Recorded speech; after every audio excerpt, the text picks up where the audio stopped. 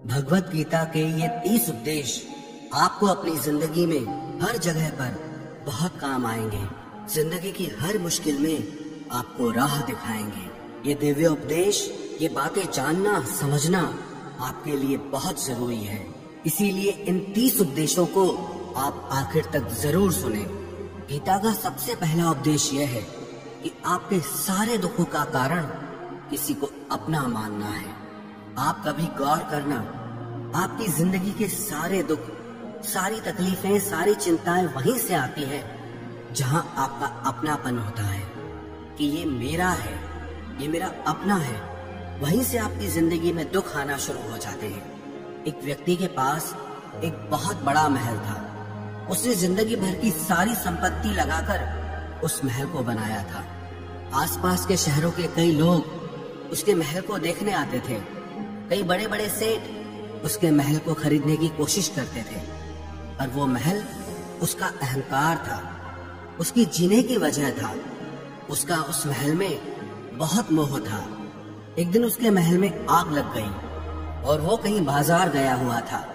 जब वो घर लौट कर आया तो उसने देखा कि मेरा महल आग में जल रहा है। अपने घर को आग में जलता हुआ देखकर उसे इतना दुख हुआ। उसने कहा, अगर ये महल नहीं रहेगा तो मैं भी जिंदा नहीं रहूंगा। अगर मेरा महल ही जल रहा है तो मैं जी के क्या करूंगा। वो भी उसी आग में छलांग लगाने की कोशिश करने लगा। तो किसी ने उसे रोक लिया कि भाई, ये जो तुम्हारा महल है, इस महल का सौदा कल तुम्हारे बेटे ने किसी के साथ कर लिया है। जब उसे पता चला कि ये महल अब मेरा नहीं रहा, किसी और का हो चुका है, तो उसकी सारी चिंता खत्म हो गई।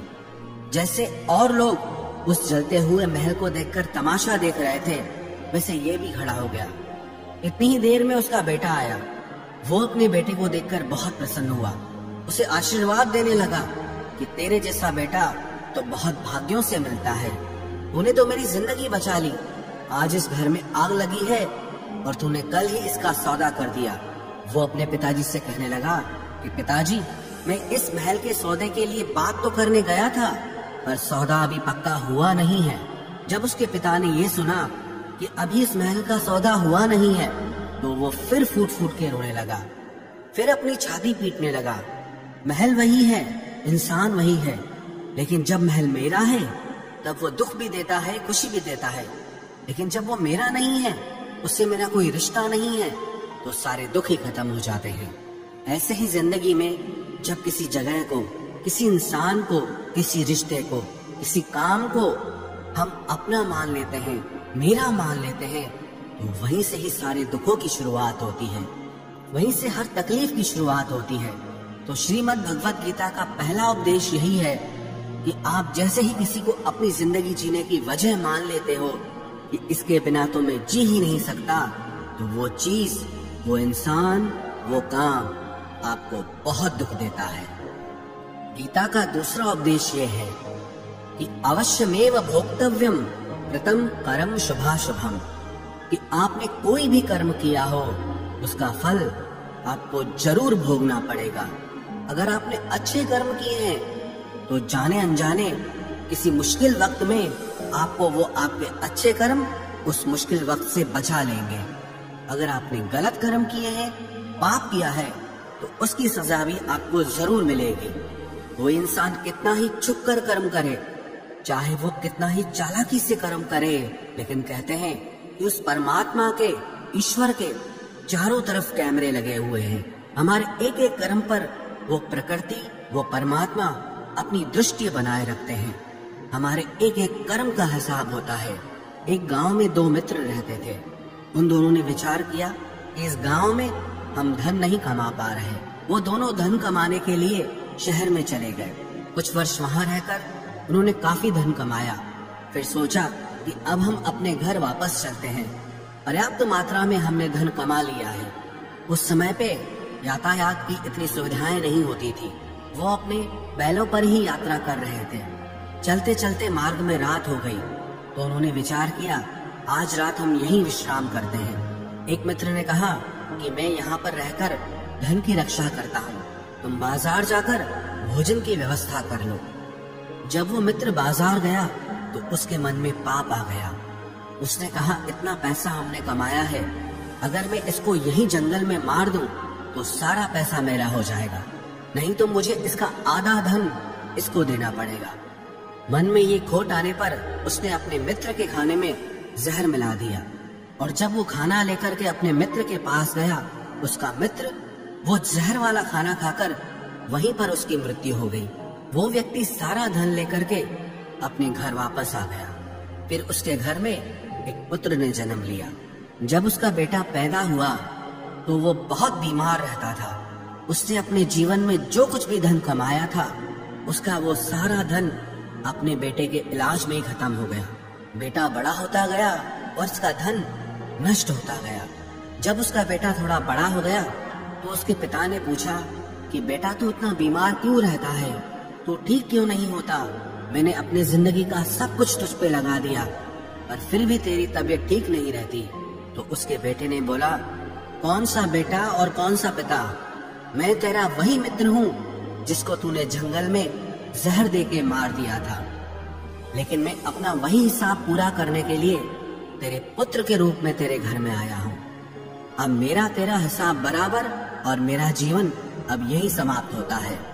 तो गीता का उपदेश हमें यही सिखाता है, कोई अपने आप को कितना भी चालबाज समझता हो, होशियार समझता हो, लेकिन अगर उसने गलत कर्म किया है, चाहे आज नहीं तो कल उसे उसका फल भोगना ही पड़ेगा। कोई भी व्यक्ति अपने किए हुए कर्म से बिना उसको भोगे कभी छूट नहीं सकता। गीता का तीसरा उपदेश यह है कि आज में जियो, कल की चिंता करना छोड़ दो। जो भी व्यक्ति अपने बीते हुए कल या अपने आने वाले कल में खोया रहता है, वो जिंदगी में कभी खुश नहीं रह सकता। आपको जिंदगी में खुशी सिर्फ और सिर्फ तब मिल सकती है जब आप वर्तमान में जी सके, आज के आनंद को जी सके। बीते हुए कल का और आने वाले कल का कोई वास्तविक अस्तित्व नहीं होता, वो सिर्फ आपकी बुद्धि और आपके विचारों में होता है। उसकी कोई वास्तविकता नहीं होती, उसे सिर्फ आप अपने मन के अंदर और बुद्धि के अंदर जीते हैं। लेकिन जिसे आप वास्तविकता में जीते हैं वो आपका आज होता है, वो आपका चल रहा पल होता है। अगर आप अपने मन और बुद्धि को अपने कल में अटका के रखेंगे, अपने भूतकाल और भविष्य काल में अटका के रखेंगे, तो याद रखना आप कभी खुश नहीं रह पाएंगे। और अगर जिंदगी में खुश रहना चाहते हैं तो आज में और इसी पल में जीना सीखें। गीता का चौथा उपदेश यह है कि जो आपके साथ अधर्म करे, पाप करे, गलत करे, उसे दंड जरूर देना चाहिए। अगर आप उसे सहते हैं तो वो आपके साथ और गलत करता है। अगर आप उसे सहते हैं तो उसके पाप में आप भी भागीदार हो जाएंगे। अर्जुन श्री कृष्ण से कहने लगा कि जिनसे मैं युद्ध करने जा रहा हूँ, ये सब मेरे भाई हैं, मेरे गुरुजन हैं, मैं इनके सामने कैसे हथियार उठाऊं, इनको कैसे मारूं? तो भगवान श्री कृष्ण ने अर्जुन से कहा कि जिन्हें तू अपना मानता है वो सब अधर्मी हैं, वो पाप के पक्ष में खड़े हैं, और अगर तू इनका वध नहीं करेगा, युद्ध नहीं करेगा, तो समाज में और भी पाप बढ़ेगा। क्योंकि जब कोई ऐसे पापियों को नहीं रोकता है तो ये और भी ज्यादा पाप करते हैं। ऐसे ही जब आपके साथ कोई गलत करता है, आपको चोट पहुंचाता है, दुख पहुंचाता है, और आप वो चुपचाप सहते रहते हैं, तो उससे सामने वाले को बल मिलने लगता है, वो आपको कमजोर समझने लगता है, और आपके साथ गलत करने को वो अपना हक समझने लगता है। लेकिन जब आप उसके गलत व्यवहार को, उसके अधर्म को रोक लेते हैं, उसका विरोध करते हैं, तब वो अपनी सीमा में रहना सीख जाता है। ये कलयुग है। अगर इस जमाने में आपको खुश रहना है तो आपको अपनी रक्षा खुद ही करनी होगी। कोई आपके साथ गलत करे तो उसको कभी नहीं सहना चाहिए, बल्कि उसका सामना करना चाहिए। गीता का पांचवा उपदेश ये है कि किसी से भी हद से ज्यादा मोह कभी मत करना। जिसमें भी आप सबसे ज्यादा मोह लगाओगे, देखना वो आपको जरूर रुलाएगा। मोह के वजह से ही आप किसी के पीछे मरते रहते हैं। मोह के वजह से ही आपको कई बार अपना अपमान भी सहना पड़ता है, और कई लोगों को मोह की वजह से ही अपना अपमान दिखता तक भी नहीं है, कि सामने वाला मेरी इज्जत तक नहीं कर रहा और मैं उसके पीछे मर रहा हूँ। मोह आपकी आंखों पे ऐसी पट्टी लगा देता है कि आपको सच और झूठ दिखाई ही नहीं देता, आपको किसी इंसान का चेहरा दिखाई ही नहीं देता। आप जो देखते हैं, जो सुनते हैं, उसी पर यकीन कर लेते हैं, फिर चाहे आपको कितना ही दर्द मिल रहा हो। अगर आप किसी इंसान को ठीक से समझना चाहते हैं, किसी की सच्चाई जानना चाहते हैं, तो उसके लिए ये बहुत जरूरी है कि आप उसके मोह से जल्दी बाहर आ जाएं। वास्तविकता में रिश्ते दुख नहीं देते, आपका मोह आपको दुख देता है। जिस दिन मोह खत्म, उस दिन आपको किसी भी रिश्ते से कोई दुख नहीं मिल सकता, क्योंकि आपको फिर कोई फर्क ही नहीं पड़ेगा। गीता का छठा उपदेश यह है कि आप वो मत करो जो सब करते हैं, बल्कि वो करो जो आपके लिए सही है। स्वधर्मम निधनम श्रेय परधर्मो भयावह। श्री कृष्ण ने अर्जुन से कहा कि जो तेरा कर्तव्य है, जो तेरे लिए सही है, जो तुझे करना चाहिए, तू वो कर। तो कभी भी वो काम मत कर जो दुनिया कर रही है, क्योंकि अर्जुन श्री कृष्ण से कहने लगा कि ऐसे भयंकर युद्ध में पड़ने से अच्छा है कि मैं सन्यासी बन जाऊं। तो श्री कृष्ण ने अर्जुन से कहा कि सन्यासी बनना तेरा कर्म नहीं है, तेरा धर्म नहीं है, तू क्षत्रिय है। तेरा कर्म और तेरा धर्म यही है कि तू अधर्म का नाश करे, धर्म की रक्षा करे। ऐसे ही हर इंसान का एक अलग कर्तव्य होता है, एक अलग ही मार्ग होता है। तो कभी भी उस मार्ग पे मत जाना जहाँ सारी भीड़ जा रही हो। कभी भी वो काम मत करो जो दुनिया करती है, कि आजकल ये ट्रेंड हो गया है, ये फैशन हो गया है, सब करते हैं इसलिए हम भी कर रहे हैं। सारी भीड़ यही काम कर रही है इसलिए हम भी यही कर रहे हैं। अगर आप वो करोगे जो भीड़ कर रही है, तो आप भी उसी भीड़ में कहीं खो जाओगे। लेकिन अगर आप वो करोगे जो आपके लिए सही है, जो आपकी प्रतिभा है, तो दुनिया की सारी भीड़ में भी आप सबसे अलग नजर आओगे। गीता का 7वां उपदेश यह है कि जिंदगी में धोखा अपने ही देते हैं, क्योंकि उनको आपकी कमजोरियों का पता होता है। बाहर वाला आपको धोखा नहीं दे सकता, क्योंकि उसको आपके बारे में पता ही नहीं है कि आपको चोट कहाँ पहुंचती है। लेकिन जो आपका अपना है, आपका खास है, उससे बहुत गहराई से पता होता है कि इसकी कमजोरी क्या है, क्या ऐसा करें जिससे इसको दर्द पहुंच सकता है, जिससे इसको हम नीचा दिखा सकते हैं, इसको चोट पहुंचा सकते हैं।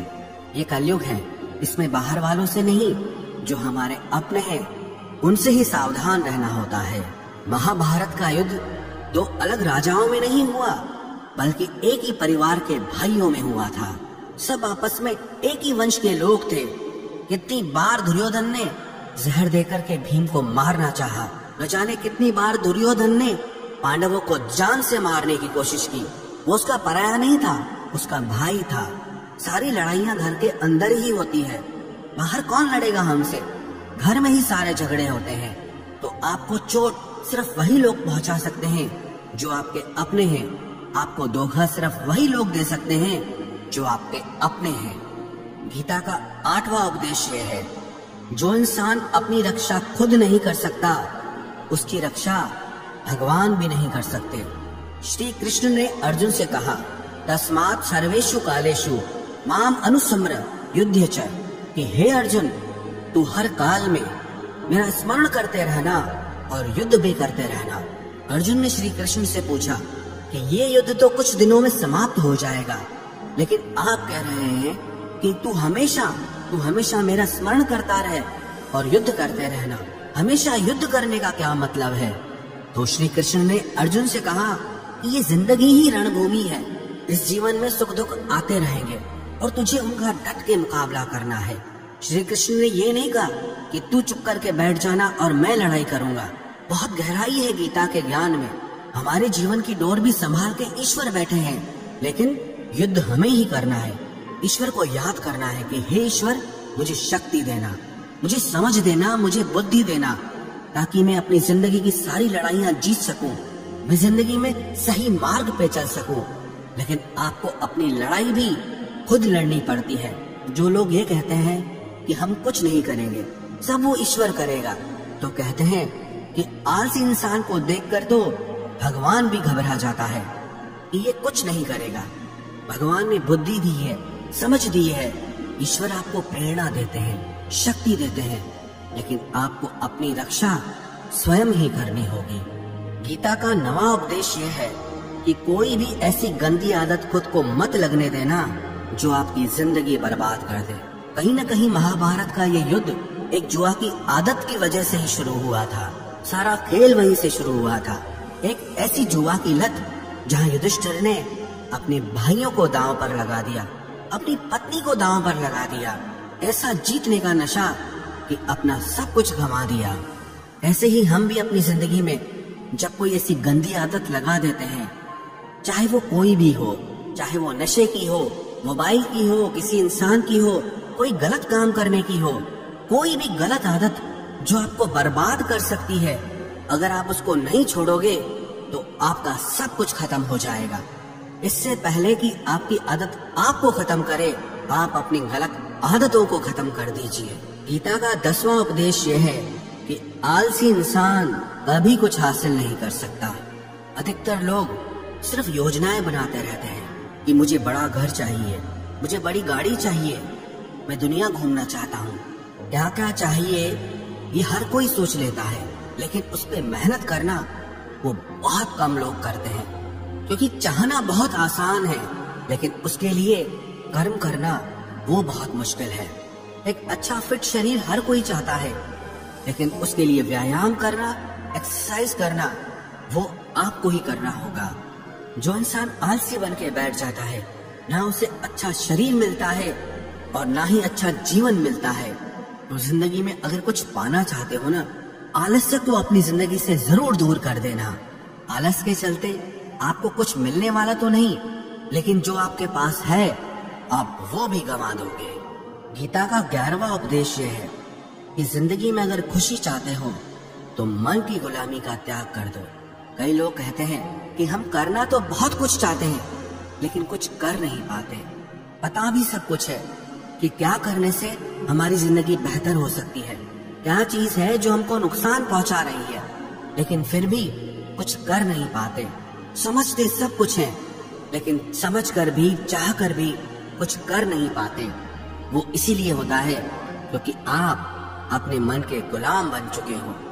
अरे लोग तो अपनी जीभ का स्वाद तक नहीं छोड़ पाते, फिर कहते हैं कि हम पतले नहीं हो पाते हैं, फिट नहीं हो पाते हैं, सक्सेस नहीं मिल रही है। क्योंकि जो आपको करना चाहिए आप वो करते नहीं हैं। आपका मन सब कुछ समझ कर भी आपको वो करने नहीं देता। इसलिए जिंदगी में अगर आगे बढ़ना है, मन से चलना छोड़ दो। जो आपके लिए सही है वो आपको करना ही पड़ेगा। गीता का 12वां उपदेश यह है कि जो आपका है वो आपको मिलकर ही रहेगा, और जो आपको नहीं मिला है उसके लिए रोना छोड़ दो। आप जिसके लिए जितना रोओगे वो चीज आपसे उतना दूर जाएगी, और जो चीज सच में आपकी है वो कहीं ना कहीं से आपके पास जरूर पहुंच जाएगी। इसलिए जो आपको जिंदगी में हासिल नहीं हो रहा या हासिल नहीं हुआ, उसका पछतावा करना, उसके लिए रोना आप बिल्कुल बंद कर दो। गीता का 13वां उपदेश ये है कि आप संसार से जितना प्रेम लगाओगे उतना ही जीवन में दुख और पीड़ा का अनुभव करोगे। गीता का 14वां उपदेश यह है कि जिस इंसान को बात बात पर क्रोध आता है, सुख और शांति उसके जीवन में कभी नहीं आ सकते। क्योंकि जो इंसान बहुत ज्यादा क्रोधी होता है ना, उसके सारे मित्र उसे छोड़कर चले जाते हैं। वो मन में भी कुढ़ता रहता है, वो अपने मन में भी दर्द में ही जीता है, तकलीफ में ही जीता है। ज्यादा गुस्सा करके, ज्यादा क्रोध करके जो भी आपके पास है, देखना आप उसे भी नष्ट कर दोगे। और ऐसे इंसान को शांति तो कभी मिलने वाली नहीं है। इसलिए अपनी जिंदगी में शांति चाहते हो तो बात बात पर गुस्सा करना छोड़ देना चाहिए। गीता का 15वां उपदेश ये है कि चाहे आप किसी की मदद करो या ना करो, लेकिन जानबूझकर कभी किसी का दिल नहीं दुखाना चाहिए। क्योंकि जब किसी का दिल आपकी वजह से दुखता है ना, तो याद रखना आपको भी वो दर्द एक दिन जरूर मिलेगा। क्योंकि जब आप किसी का दिल दुखाते हैं तो आपको पता नहीं चलता, लेकिन जब कोई आपका दिल दुखाता है तब आपको समझ में आता है कि दिल पर चोट लगने से कितना दर्द होता है। इसलिए चाहे आप किसी की मदद करो या ना करो, लेकिन किसी का दिल कभी नहीं दुखाना चाहिए। गीता का 16वां उपदेश ये है, जो मुश्किल वक्त में, जो दुख के समय में आपका साथ दे, सिर्फ वही आपका अपना है, बाकी सब पराए हैं। अपनेपन का नाटक करने वाले बहुत लोग होते हैं, बड़ी बड़ी बातें करने वाले बहुत लोग होते हैं कि हम आपसे बहुत प्रेम करते हैं, कोई भी दुख हो, कोई भी तकलीफ हो, हमें याद करना। लोग दुख उठाने की बात करते हैं, लोग आने जाने की बात करते हैं, हाथ मिलाना तो ठीक से नहीं जानते और दिल मिलाने की बात करते हैं। जब सच में आपकी जिंदगी में तकलीफ आएगी ना, तब आपको समझ में आ जाएगा कि आपका साथ देने के लिए कौन खड़ा है। क्योंकि उस समय पे सारे लोग भाग जाते हैं, क्योंकि लोगों को पता होता है कि ये व्यक्ति हमारे पास आया तो हमसे मदद ही मांगेगा, हमको कुछ दे नहीं पाएगा। लोग आपसे सिर्फ तभी रिश्ता रखते हैं कि आप उन्हें कुछ दे सकते हैं, आपसे उन्हें कुछ फायदा हो सकता है।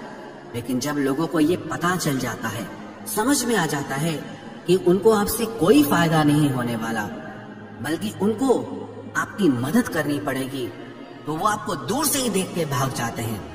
इसलिए जो आपके मुश्किल वक्त में आपके साथ खड़ा हो जाए, सिर्फ वही आपका अपना होता है, बाकी इस दुनिया में सब पराए हैं। क्योंकि सिर्फ अपना अपना कह देने से कोई अपना नहीं हो जाता।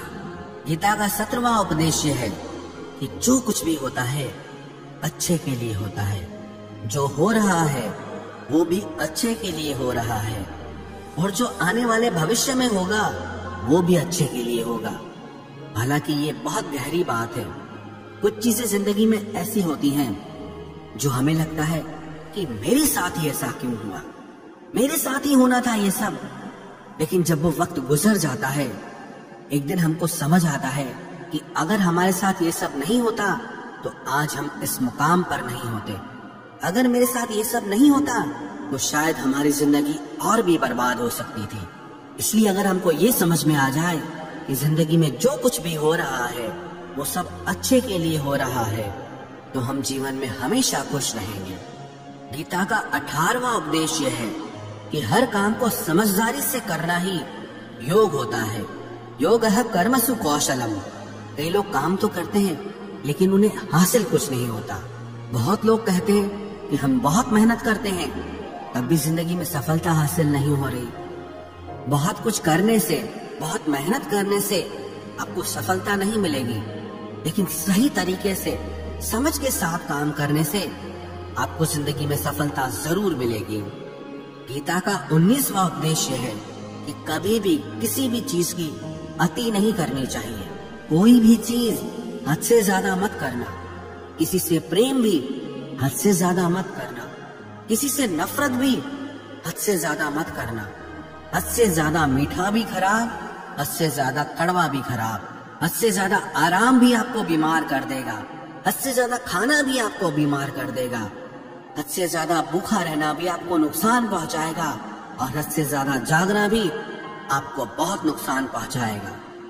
तो जीवन को संतुलन के साथ जीना चाहिए। जैसे ही आप संतुलन खो देते हैं, वैसे ही आपके जीवन में दुर्घटना हो जाती है। गीता का 20वां उपदेश है कि जिसे आप सबसे ज्यादा महत्व दोगे, वो आपको कभी महत्व नहीं देगा। आपने कभी गौर किया कि आपका अपमान कौन लोग करते हैं? आपका अपमान सिर्फ वही लोग करते हैं जिसे आप सबसे ज्यादा महत्व देते हैं। दूसरों की इज्जत करना अच्छी बात है, पर दूसरों की अगर बहुत ज्यादा इज्जत करोगे तो उनकी नजर में आपकी ही इज्जत खत्म हो जाती है। इसीलिए किसी को भी कभी भी अपना सब कुछ नहीं बनाना चाहिए कि तुम ही मेरे सब कुछ हो। जैसे ही आप किसी को सब कुछ बना लेते हैं अपना, तो आप उसके लिए कुछ भी नहीं रह जाते। इसलिए लोगों को इज्जत उतनी ही देनी चाहिए जितना वो हजम कर सके। हद से ज्यादा इज्जत देना आपकी ही बेइज्जती करवा सकता है। गीता का 22वां उपदेश यह है कि किसी पर भी आंख बंद करके भरोसा मत करना। जैसे महाभारत की कथा में दुर्योधन ने कितनी बार षड्यंत्र करके पांडवों को मारने की कोशिश की, आग में जलाने की कोशिश की, और वो धर्म पे चलने वाले लोग बार बार उसकी बातों में आ जाते थे। ये बात और है कि ईश्वर उनकी रक्षा कर रहे थे, पर जिसे वो अपना भाई समझ रहे थे, जिसे वो अपना सगा समझ रहे थे, जिसपे वो भरोसा कर रहे थे, वही उनकी मृत्यु करवाना चाहता था। इसीलिए भरोसा करते समय अपनी आंखें जरूर खुली रखना। गीता का 23वां उपदेश है, जिसके साथ सत्य और ईश्वर की शक्ति है। चाहे सारी दुनिया उसके खिलाफ हो जाए, लेकिन अंत में जीत उसी की होती है। श्रीमद् भगवत गीता में 18 अध्याय है, 700 श्लोक है। गीता का आखिरी श्लोक है, यत्र योगेश्वरः कृष्णो यत्र पार्थो धनुर्धरः तत्र श्रीर विजयोर्भूतिर् ध्रुवानी तिर्म तिर्मम। धृतराष्ट्र बार बार संजय से पूछता था कि बताओ युद्ध में कौन जीत रहा है, कौन हार रहा है, क्योंकि उसे विश्वास था कि महापराक्रमी भीष्म पितामह मेरे पक्ष में है, गुरु द्रोणाचार्य वो मेरे पक्ष में है, कर्ण मेरे पक्ष में है, तो हमें कौन हरा सकता है। लेकिन संजय ने धृतराष्ट्र से कहा कि जहां पर ईश्वर है, जहां पर सत्य है, हमेशा वही जीतता है। चाहे आपके पास कितनी भी शक्ति क्यों न हो, लेकिन सत्य और ईश्वर जिसके साथ खड़े हो जाएं, उसे दुनिया में कोई भी नहीं हरा सकता। गीता का 24वां उपदेश है कि जीवन में लड़ाई झगड़े से बचना चाहिए, लेकिन जब बात आपके चरित्र, सम्मान और अधिकार की हो तो लड़ना भी चाहिए। अर्जुन भी महाभारत का युद्ध करना नहीं चाहता था, क्योंकि सामने उसके अपने खड़े थे, लेकिन श्री कृष्ण ने उसे उपदेश दिया कि यहाँ पर बात लड़ाई की नहीं है, तेरे सम्मान की है, तेरे चरित्र की है, तेरे अधिकार की है। जो द्रौपदी के साथ कौरवों ने भरी सभा में अपमान किया, उसे नग्न करने की कोशिश की, इतना बड़ा अधर्म किया, वो तुम्हें कभी नहीं सहना चाहिए। इसलिए बात जब आपके चरित्र पे आ जाए, आपके सम्मान पे आ जाए, तो चाहे वो अपना ही क्यों ना हो, आपको उसके साथ जरूर लड़ना चाहिए।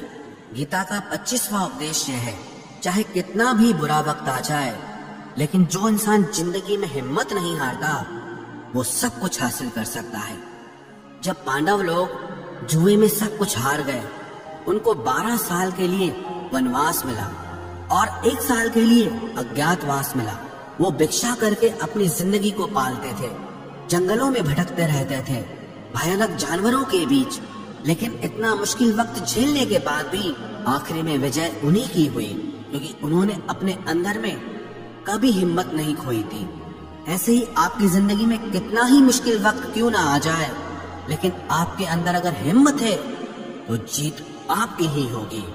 गीता का 26वां उपदेश यह है कि जो किसी और का है उस पर कभी अधिकार मत जमाना, कभी कब्जा मत जमाना।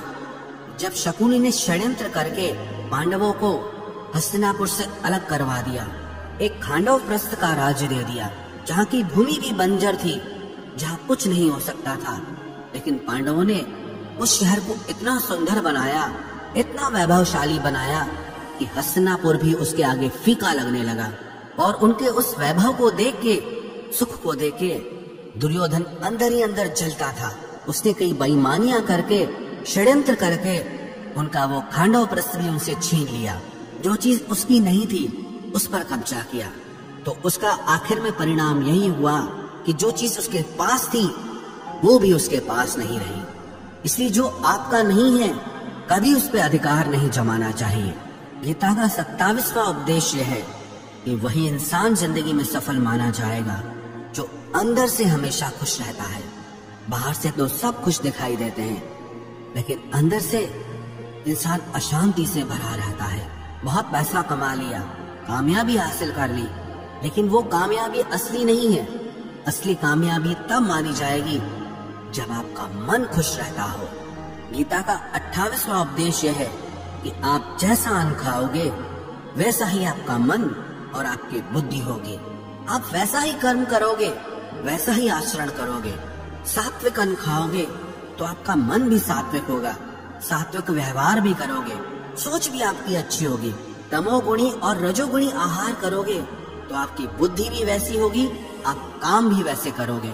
श्री कृष्ण ने भगवत गीता में सात्विक, राजसी और तामसी इन तीनों आहारों का विस्तार से वर्णन किया है कि क्या खाना चाहिए, क्या नहीं खाना चाहिए।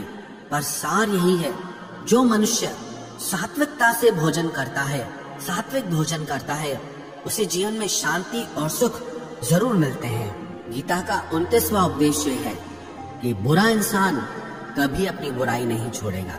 चाहे आप उसके साथ कितना भी अच्छा चलो, वो आपको तकलीफ देगा ही देगा। इसलिए जो जैसा है आप उसके साथ वैसा ही व्यवहार करो। बुरे इंसान के साथ आप कितना भी अच्छा बन जाओ, वो कभी अच्छा नहीं बनने वाला। दुर्योधन जंगल में पांडवों को मारने के लिए गया था, लेकिन वहां पर भीलों ने दुर्योधन को पकड़ लिया। उसका मित्र कर्ण भी उसे छोड़कर भाग गया। वो भील दुर्योधन को मार देना चाहते थे, लेकिन युधिष्ठिर अपने भाई की रक्षा करने के लिए वहां पहुंच गया, उसके जीवन की रक्षा की। लेकिन उसके बाद भी वो हमेशा पांडवों का नुकसान ही करता रहा। इसलिए अगर कोई इंसान बुरा है, उसके साथ आप ज्यादा अच्छा बनने की कोशिश मत करो। जो जैसा है आप उसके साथ वैसा ही व्यवहार करो। गीता का 30वां उपदेश है